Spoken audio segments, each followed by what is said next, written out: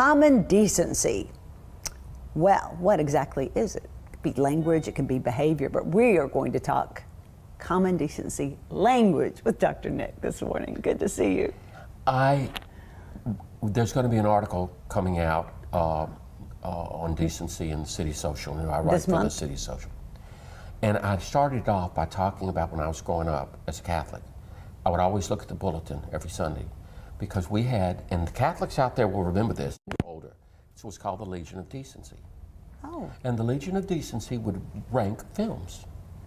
A1 was anybody, A2 was with adult supervision, B was adults only, C was condemned. Oh. And we had to follow that Legion of Decency. So you couldn't go to the movie theater to see a C? We could only go see an A1 and maybe an A2. Oh. I bring it up, Whitney, because I really think it's a good lead into what has happened to us. Oof. What has happened to decency, not only in what we watch in terms of film, we don't even question films today. Not very much, you're right. I will certainly say if it's got a lot of violence and a lot of blood, no thank you. Yeah, I'm just not going. So, but I kind of in the article was trying to focus not so much on films as the Legion of Decency did, but on the language we use. Because and on we the way hear it we all. talk to people and what we say about people. And it certainly is appropriate in this day and age. With what we hear on television, with what we see on tweets, with what we hear people say to others on Facebook. Yeah, I don't think that what Samantha Bee should ever be normal. Was very disturbed by it. Right, and I don't care who she was talking about. I don't care what your political thing. That's right. It was nasty. We're not talking partisanship here. We're talking about decency. We can disagree. We can take issue with each other.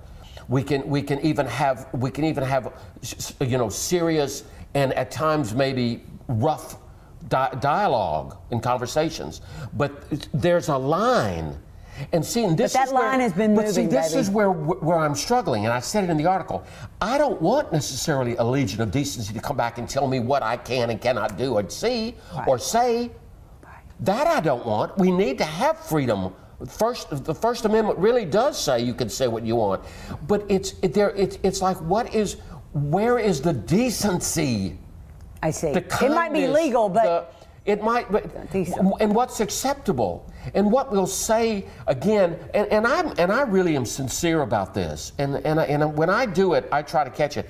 I think texting and Facebook indecency, things like that, things that are not very nice to people, it's a coward's way of acting. It's cowardly. Speak to me, Whitney. Call me if something's going on. I don't want to text is too easily. It's too easy to escalate. You were so right. Facebook is too easy to escalate. It's like not on my page. Exactly. And I'm not perfect, but I've had, thank God, people say, I won't allow it. I keep it decent. Say your mind. But when we start getting in the gutter and talking about people or saying this group or that group or you're just this or you're a loser. You're a loser. You're calling people names. It's not decent. No. I know you're right. But you mentioned the line. Do you want a line? I think there need to be some lines. I do. I don't know how that to me is where that common,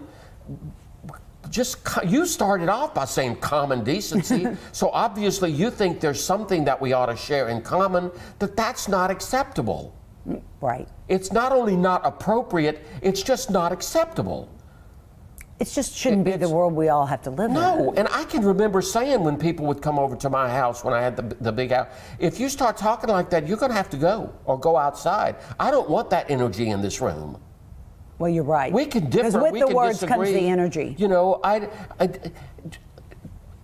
don't even like and I've done it, calling anyone a racist or calling someone a bigot or so. It's like, let's be careful. That's so loaded. The labels. It's the loaded so loaded. Labels. You're right. Someone may have a behavior that seems to be putting another group down. That's what we need to talk about.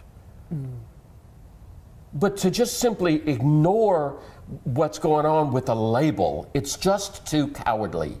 Yeah, well, I hope we all have this conversation within our families, with the young and with the old, because I will tell you that if you listen to television, or certainly comedians who have always pushed the envelope or whatever, it starts to sound normal. Yes.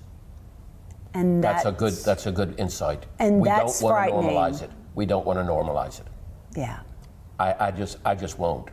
Now, have I said things before that I'm sorry for saying? Absolutely. Have I said I'm sorry? Absolutely. Yeah. Do you hear? I do. You know what? Decency is saying I'm sorry. Decency is saying that's not who I am. Decency is saying I'm getting too caught up in something. That's not my identity. And then I'm more than that. And then decency is not doing it again. It's not doing it again. And certainly trying to be around people that will help us not do it I hate again. when people say they're sorry for the same thing they do it every other day. Yeah, I agree. Like, come on now, how Agreed. sorry are you? Agreed. But it takes us back to, when that segment we did once on I'm sorry. I'm sorry is also really a decent thing to say. But I don't think it needs to be said forever and ever, because again, we could start beating ourselves up. And by the way, when we're indecent to people in the language we speak, what are we saying about ourselves? Not much. I mean, what are we saying about ourselves? Just again, common decency. Not to have a legion, but Right.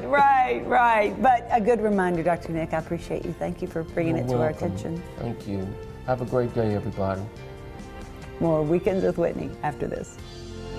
Be decent.